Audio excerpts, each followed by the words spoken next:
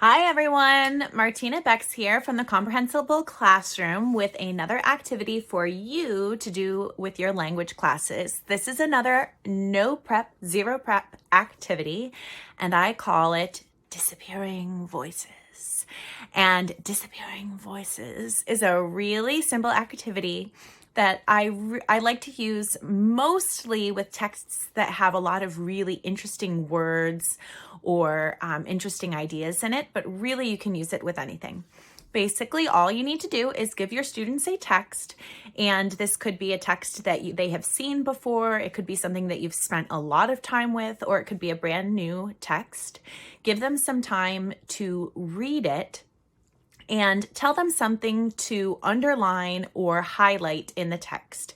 It could be any words, phrases, or sentences that stand out to them, and you can leave that open to their interpretation. So it could be something that just sounds cool or looks cool, or it could be an idea that stands out to them, or something that makes them feel an emotion, anything that you want. Or you could give them a task like underline or highlight the 5 or the 10 most important sentences in this. You could have them underline or highlight anything that, any phrase that elicits an emotion or shows an emotion, anything like that. So give them a task, tell them to highlight or underline something in it. And then you do the Disappearing Voices activity by beginning to read aloud the text. You, the teacher, are reading aloud the text as your students listen. And whenever you get to one of the words or phrases or sentences that they have underlined or highlighted, they join you in reading it aloud. So their voice joins yours.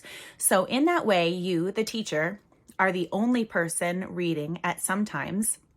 At other times, there might be one student reading along with you, chorally with you. And at other times, there may be many students reading along with you. And the first time that I saw this activity modeled was by Dr. Amy Wright at a workshop that I did with her in Alaska. And I blogged about it. You can look up the blog post. It's called Text Discovery. So it was just one step in the process. But I found that this activity, this specific step of her text discovery activity, is really powerful and really beautiful, especially depending on the text that you've chosen to go along with it.